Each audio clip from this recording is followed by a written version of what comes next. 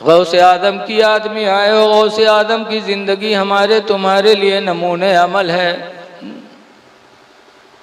गौस की ज़िंदगी पे नज़र डालो। आज देखा जाता है बहुत से जवानी में यहाँ तो मस्जिद के दायरे जाइए ना जी, जवानी में कहूँ कटहर चुरई है, कहूँ मुर्गी चुरई है। हाँ। और जब बुढ़ाए जो हैं कांखें लगी हैं तब मस्जिद सुधरी है। हाँ। ऐसे नमाजी इमाम के लिए मुसीबत बनत है।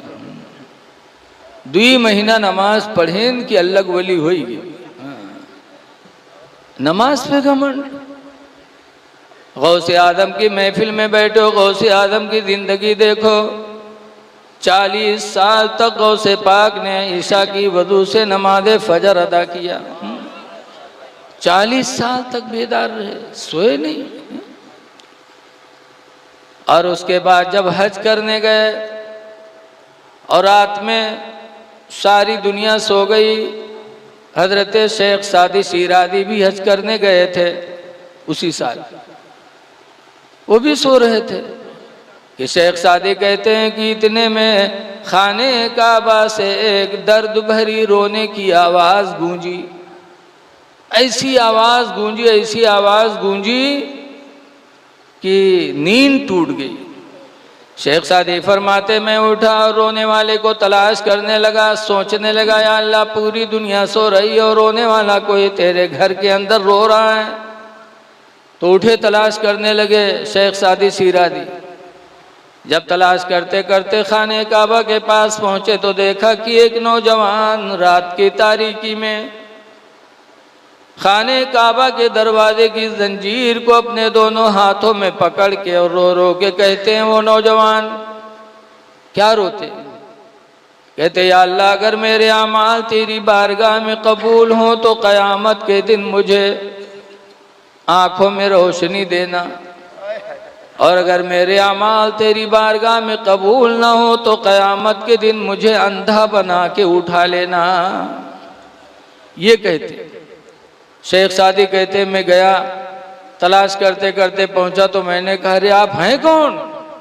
तो उन्होंने बताया मैं गौसे पाक हूँ। बताओ, ये गौसे आदम कि जिन्होंने अपनी इबादत पे कभी नाज नहीं किया, कभी घमंड नहीं किया।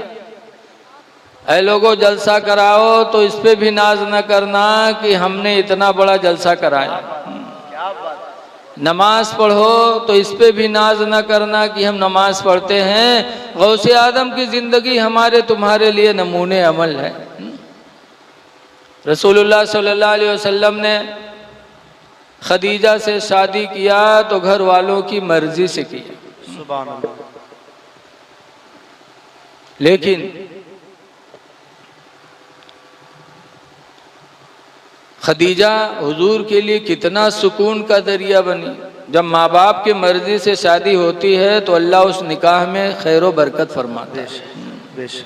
घर वालों की मर्जी से हुजूर ने शादी किया, सुभान अल्लाह। तो जब हुजूर पर कोई दिक्कत होती, 40 साल के बाद जब कुरान नाजिल हुआ सरकार पर हिरा की पहाड़ी में, तो सरकार पर बोझ महसूस हुआ जी, क्योंकि कुरान वो किताब है कि अल्लाह फरमाता है लौ अंज़लना हाज़ल कुरान अला जबलिन, अगर मैं इस कुरान को किसी पहाड़ पे उतारता, लरअयतहु खाशिअन मुतसद्दिअन मिन खशियतिल्लाह, तो तुम पहाड़ को टुकड़ा टुकड़ा देखते अल्लाह के डर से। पहाड़ रेजा रेजा हो जाता, लेकिन ऐसा कुरान अल्लाह ने अपने नबी पर उतारा तो नबी को कुछ तकलीफ हुई तो घर आए। अगर मैं आने के बाद खदीजा से कहते ज़म्मिलूनी ज़म्मिलूनी, है खदीजा मुझे चादर ओढ़ा दो, मुझे चादर ओढ़ा दो। लक़द खशीतु अला नफ्सी, मुझे अपनी जान का डर लग रहा है, अल्लाह, चादर ओढ़ा। तब खदीजा ने क्या कहा था? कैसी सुकून की बोली खदीजा बोली थी। बुखारी की हदीस में खदीजा की बोली लिखी है। खदीजा ने कहा था कल्ला वल्लाहि ला युख़ज़ीक अल्लाहु अबदा, हाँ हाँ हरगिज़ नहीं, हरगिज़ नहीं, अल्लाह आपको कभी रुसवा नहीं करेगा, अल्लाह आपको जलील नहीं करेगा। आप क्यों परेशान हैं? इन्नका लतसिलुर रहमा, बेशक तुम लोगों पर रहम करते हो। व तहमिलुल कल्ला, और कमजोरों का बोझ लाद लाद के उनके घर पहुंचाते रहते हो।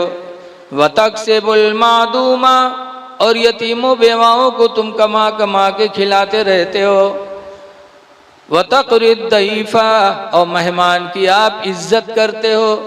व तईनु अला नवाइबिल हक़, और हक पर तुम दूसरों की मदद करते रहते हो। जब आपका काम इतना अच्छा है तो अल्लाह आपको कभी रुसवा नहीं करेगा। ये खदीजा सुकून दे रही है। पता चला जब माँ बाप की मर्जी से शादी होती है तो बीवी सुकून का जरिया बन जाती है। लेकिन आजकल की औरतें, हम और आप माँ बाप की मर्जी को शामिल नहीं करते, तो इनके का हाल है। आजकल की हमारी माँ बहनों का सुबह हुए तो कहीं आज हमारे पेट फिरा थे, आज हम खाना ना बनाए पे, बासी वासी खाए के चले जाओ। वो बेचारा बासी खाए के गन्ना काटे चला गया। ये बात में है ताज़ा खाना बनाई है तके कहीं है तके घूम घूम मोहल्लम पंचायत करी है, हंसी है खेली है। और जब शाम हो जनी है कि हमरे आदमी के आवे के टाइम होगा है, बस मुंह कुप्पा तना फुला घर में बैठ गई।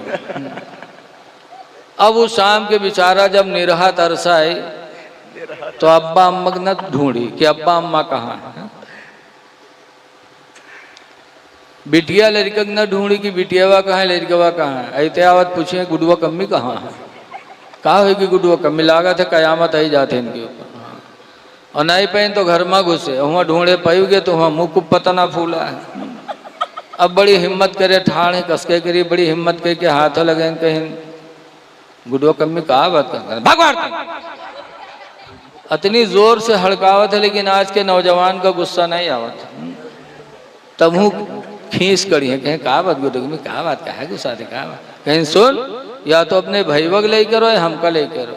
कहीं कहा बुआ, कहीं तोर भईवा आज हमका गाली दी से, या तो भईवग ले करो हमका ले करो। गाली दी है सर, ला लाठी कहाँ है उठाओ।